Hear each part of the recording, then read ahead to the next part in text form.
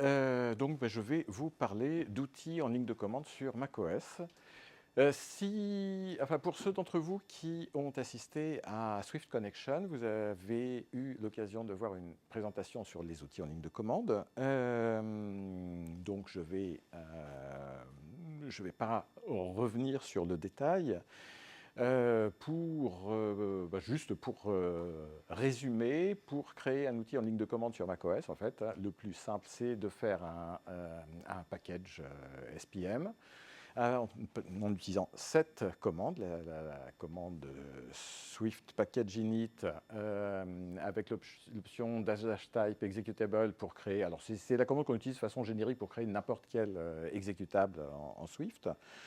On a également cette option -type tool qui est peut-être un peu moins connue, mais qui permet d'inclure la dépendance vers l'argument parser.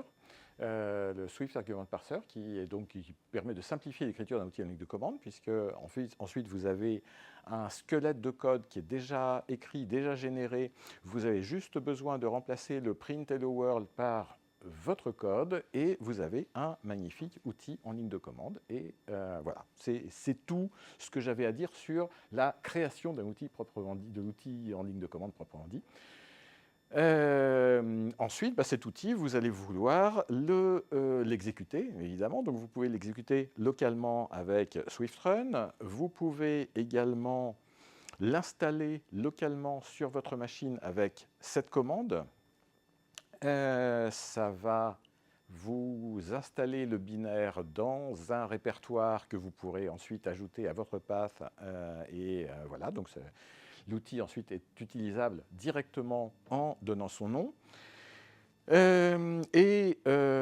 Ensuite, si vous voulez faire un build en release, eh bien, c'est la commande que vous connaissez tous, j'imagine, qui va donc vous générer un binaire exécutable multi-architecture. Ensuite, il faut aller à la pêche dans le dossier .build, machin truc. Ça va dépendre de la plateforme, ça va dépendre de l'architecture, ça va dépendre de si on est en debug ou en release. Donc le chemin est un peu un peu aléatoire, on va dire, mais on a tout de même une option dans Swift Build qui permet de donner le chemin en question. Je ne me rappelle plus le nom de l'option en question, mais c'est show executable path ou un truc comme ça. Donc voilà, vous avez votre outil en ligne de commande, tout va bien, mais pour l'instant, il est sur votre machine. Mais au bout d'un moment, vous allez vouloir le distribuer, donc le donner à d'autres utilisateurs. Et pour ça, on a deux grosses contraintes qui sont le code signing et la notarisation. Parce que, en fait, si vous distribuez du code exécutable, quel que soit le mécanisme de distribution, que ce soit par mail ou par téléchargement ou sur une clé USB ou comme de n'importe quelle façon, macOS s'attend à ce que cet exécutable soit signé et notarisé. C'est encore plus vrai avec Sequoia, où si l'outil en question n'est pas notarisé, on n'a plus la possibilité de faire un open dans le Finder et de lui demander gentiment de l'exécuter. C'est devenu un peu plus compliqué. Donc, deux étapes, le code signing d'une part et la notarisation d'autre part. Le code signing, en fait, pour signer du code qui ne va pas aller sur le Mac App Store, on est sur du code Mac, sur le code macOS. Signer du code qui ne va pas sur le Mac App Store, on va utiliser un certificat bien spécifique qui est le Developer ID Application, que vous pouvez créer sur la plateforme développeur d'Apple. Et ensuite, en fait, la façon habituelle de signer une appli macOS en Developer ID, c'est d'utiliser la commande codesign avec juste l'option --sign et le chemin de l'exécutable. enfin le chemin de l'application. Dans le cas d'un outil en ligne de commande ou de n'importe quel binaire exécutable, ça ne va pas fonctionner parce que cette commande CodeSign, par défaut, s'attend à avoir un bundle. Et évidemment, un exécutable, c'est un fichier unique, c'est un fichier binaire unique, et donc il n'y a pas de bundle à l'intérieur. Et donc, en fait, on a deux solutions pour contourner ça.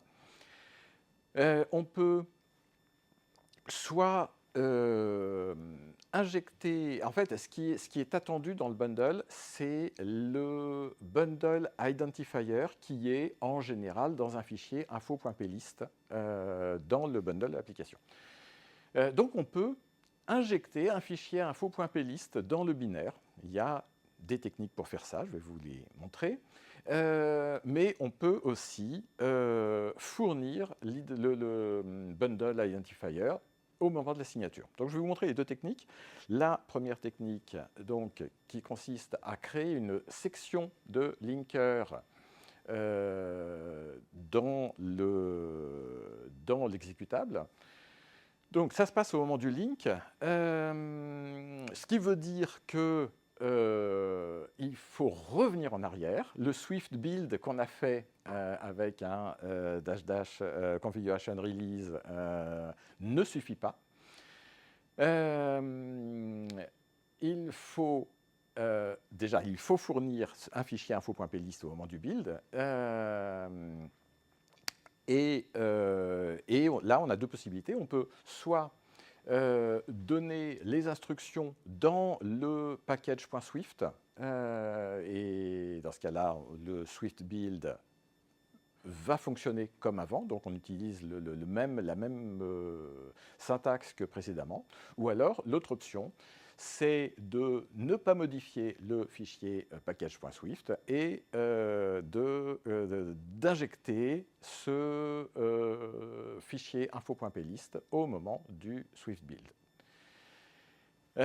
Donc ça, c'était la première option, c'était l'option qui permet d'injecter un fichier info.plist, une section info.plist à l'intérieur de l'exécutable. Donc ça reste un seul fichier binaire, hein, c'est juste qu'il a une section qui est détectable. Ensuite, si on fait un OTool, on peut retrouver le info.plist.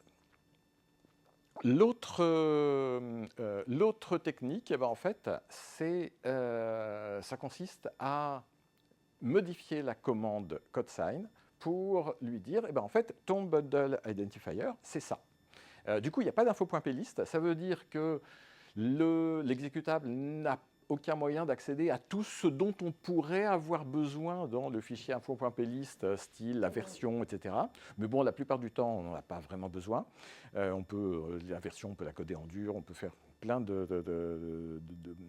on a plein de solutions de contournement. Donc, en fait, c'est généralement la solution la plus simple, sauf si on a vraiment besoin d'informations particulières dans info.plist. J'ai pas parlé des entitlements. Au moment du CodeSign, on peut évidemment spécifier si on veut que le binaire soit sandboxé. Et si le binaire est sandboxé, on peut lui fournir des entitlements pour accéder au file system, pour accéder au réseau, pour accéder à tout et n'importe quoi. Donc ça peut être alors, pour des outils en ligne de commande, très souvent, on ne va pas vouloir les sandboxer parce qu'on veut pouvoir donner un accès à tout le file system la plupart du temps. Mais pour certains outils un peu spécifiques, ça peut être nécessaire. Donc voilà, on a signé notre outil. Donc on a un binaire exécutable qui est signé. Maintenant, il faut le notariser. C'est la dernière étape de notre mécanisme, de notre construction. Et donc, en fait, pour notariser un outil, en fait, il faut un outil ou n'importe quel package, n'importe quelle application. Il faut le soumettre à Apple, au service de notarisation, et Apple va nous renvoyer un ticket, je ne sais plus comment ils appellent ça, un receipt, un reçu, que l'on peut ensuite attacher à notre binaire avec une commande staple. Donc voilà, ça se fait en 2 étapes, en sachant qu'entre le moment où on envoie le binaire à notariser et le moment où on reçoit le reçu, il peut s'écouler quelques secondes, quelques minutes, quelques heures ou quelques mois dans certains cas extrêmes. C'est arrivé récemment. On en parle après si vous voulez. Et donc, en fait, la commande en question, la commande qui permet d'utiliser le service de notarisation d'Apple, c'est une commande qui s'appelle Notary Tool, qui s'exécute avec un XRun. Donc c'est XRun, Notary Tool et les différentes options. Et pour soumettre quelque chose au service de notarisation d'Apple, en fait, il faut que ce quelque chose soit dans un format bien spécifique. Et Apple, pour le moment en tout cas, n'accepte que 3 formats possibles, qui sont une image disque, un package d'installeur ou une application zippée. C'est-à-dire c'est un fichier zip, mais qui contient un bundle d'applications. Donc, dans notre cas, de toute façon, on n'est pas un bundle. Donc, l'option zip, c'est pas la peine, on oublie. Reste l'image disque et le package d'installation. Et en fait, le package d'installation, pour un outil en ligne de commande, c'est ce qui a le plus de sens parce que ça permet en plus d'ajouter d'autres payloads que notre outil. Ici, par exemple, notre outil en ligne de commande ou notre exécutable, c'est quelque chose qui est prévu pour être utilisé comme un agent ou comme un démon, on peut avoir envie d'ajouter le fichier plist qui va arriver dans Library Launch Agents ou Library Launch Daemons. On peut avoir envie de fournir des fichiers de configuration, ou n'importe quoi d'autre, des ressources, etc. Donc, un package d'installeurs, en fait, c'est ce qui a le plus de sens. Donc, avant de notariser notre outil en ligne de commande, on va générer un package. Et ce package, évidemment, va avoir besoin d'être signé aussi. Puisque en fait, tout ce que l'on fournit à Notary Tool, donc au service de notarisation, doit être signé. Et la signature a besoin d'un autre certificat. Ça ne va pas fonctionner avec le certificat Developer ID Application. Il vous faut un certificat Developer ID Installer que vous pouvez générer au même endroit que d'habitude. Il ne faut juste pas mélanger les deux.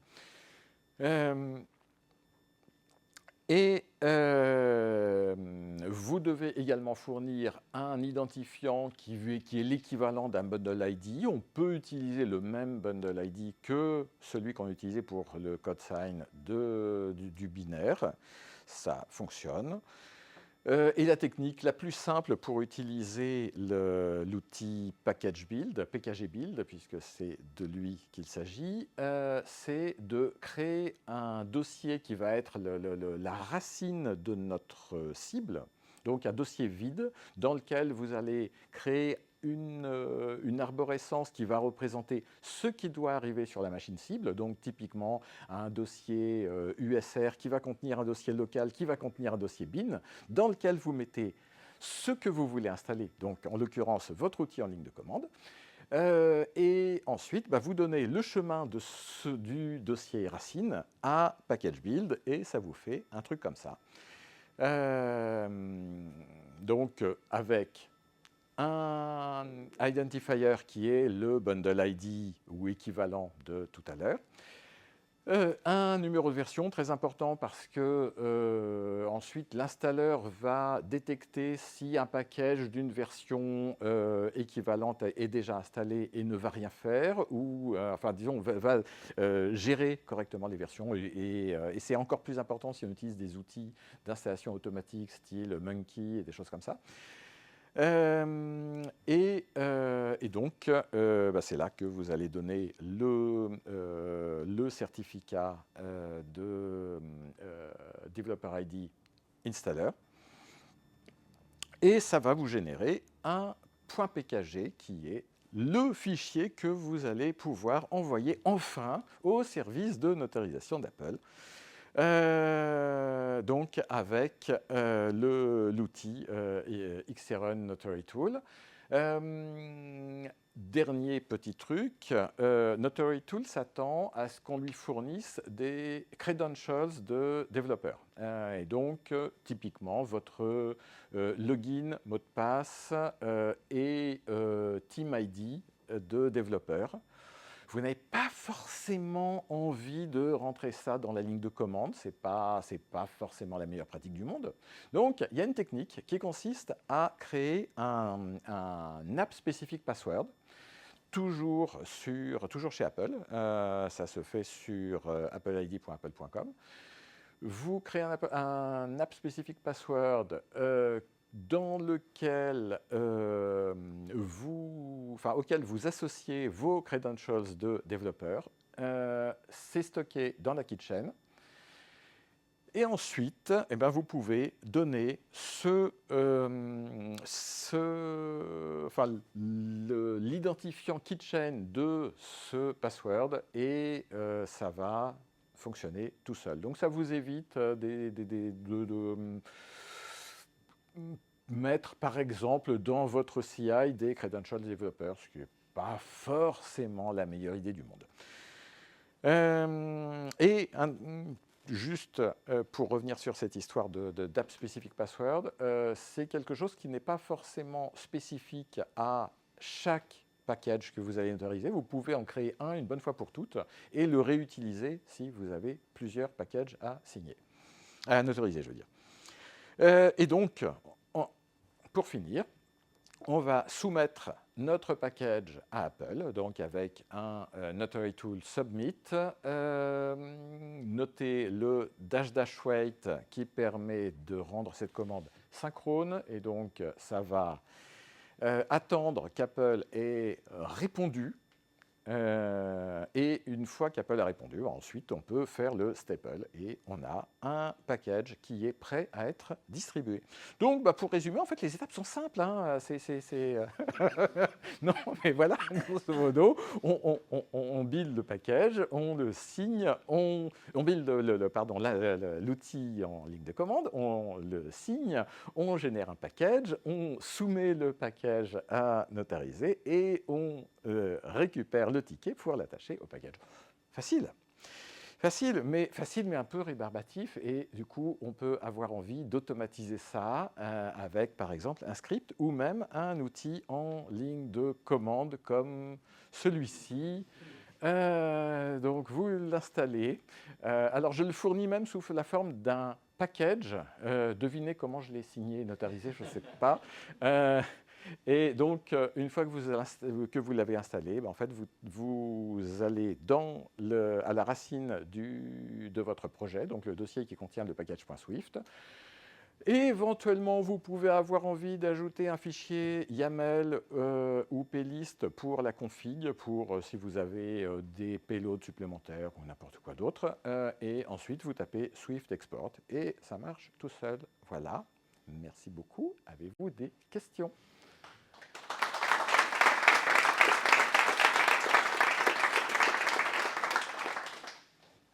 Yes. Potentiellement quelques questions, vu que j'ai jamais vraiment fait. Notamment quand on le fait de manière du coup asynchrone, oui. Sans mettre le wait. Oui. Que Alors, on peut faire du polling. Il y a une commande dans Notary Tool, je ne l'ai pas en tête, mais pour savoir où on en est, c'est un status, quelque chose, pour savoir où on en est, et donc ça vous renvoie un code pour dire si c'est prêt ou pas. Ok, oui. Parfait, vous avez anticipé ma question. Oui.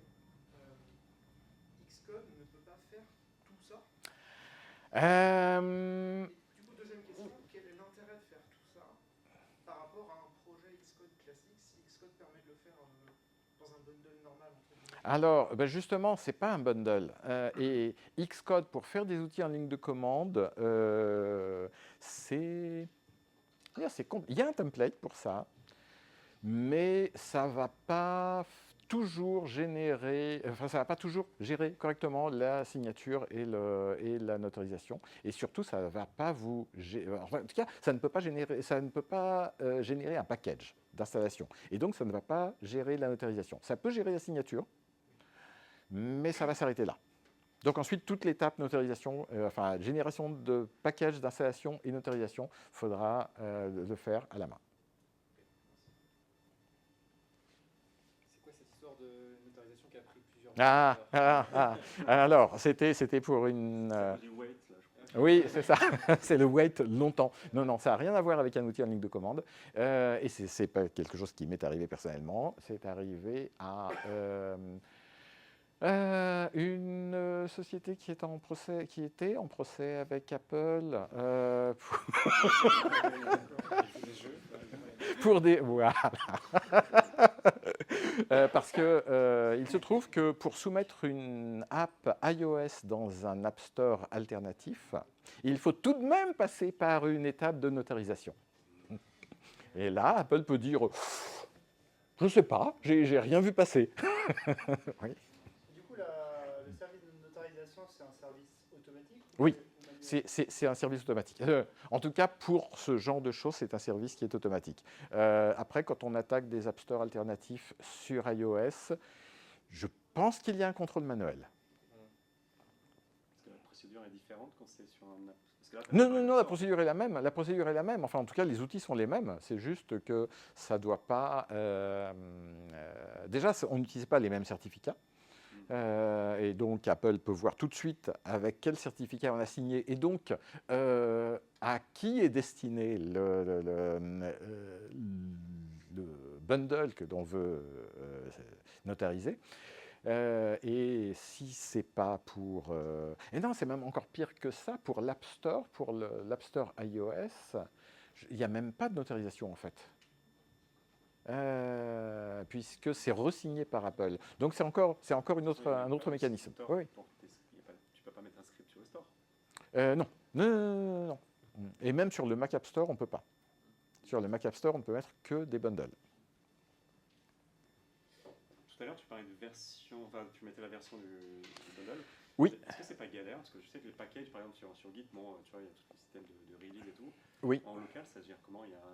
Alors après on peut le tool s'attend à ce que la version soit spécifiée, soit dans mon cas, hein, tu parles du tool de Swift Export ou des tools. Ouais, c'est ça.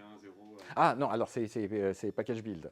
Mais du coup, Swift Export prend en paramètre un numéro de version pour le filer à package build, et ce paramètre peut être fourni soit en ligne de commande, soit dans un fichier de config. Donc on peut faire un petit peu ce qu'on veut, y compris générer le fichier de config en fonction de la version Git. Voilà.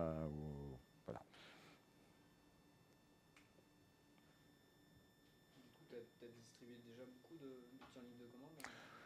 Oui, je m'en sers. Je dirais pas que je m'en sers tous les jours, mais je m'en sers très souvent. Et le dernier projet un peu rigolo, un peu atypique avec lequel je m'en suis servi, c'était pour un client, c'était une appli Vapor qui devait être déployée sur Mac.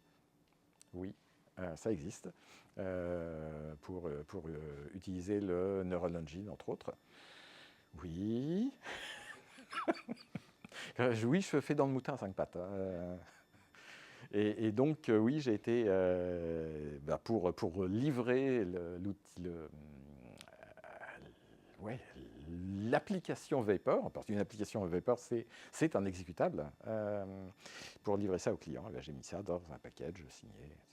Bon, en fait, cet outil, c'est un truc qui a un historique assez classique, je dirais. J'ai commencé par me faire des shell scripts, des makefiles et voilà. Et puis au bout d'un moment, j'en ai eu marre parce que c'était immaintenable. Et donc j'ai commencé à me faire un petit outil qui au début était complètement custom, et au fur et à mesure, ça s'est étoffé, ça s'est enrichi avec des options, voilà. Mais non, sérieusement, je m'en sers assez régulièrement. Oui. Comment tu gères les dépendances avec ça? Dépendance de... Si ton script, par exemple, il voudrait importer des livres... Ce n'est pas le script qui importe, dans ce cas-là, c'est le package, c'est un package SPM, c'est-à-dire l'exécutable, la racine. Je peux dire, installe-moi tel autre script avant, enfin, tel autre librairie. Ah ben, bien sûr. Ah oui, oui, oui, bien sûr. Avec SPM, on peut avoir des dépendances et ouais. Cette notion de notarisation, ça s'applique qu'aux exécutables Swift Non, ça s'applique à tous les exécutables tout court. Donc, je dirais même bon, c'est un peu extrême, mais même un shell script qu'on voudrait déployer sous forme de package, eh ben, on est censé le notariser. Donc, quand tu installes les outils via Homebrew, par exemple, Homebrew fait des trucs dégueulasses. Je n'utilise pas Homebrew. C'est aussi pour ça que j'utilise des packages d'installation. Homebrew fait des trucs pas très nets en termes de sécurité, surtout si on a des systèmes multi-utilisateurs.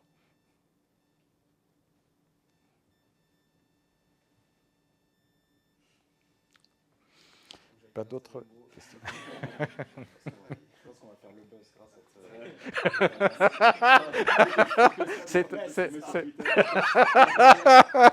Homebrew, c'est de la merde.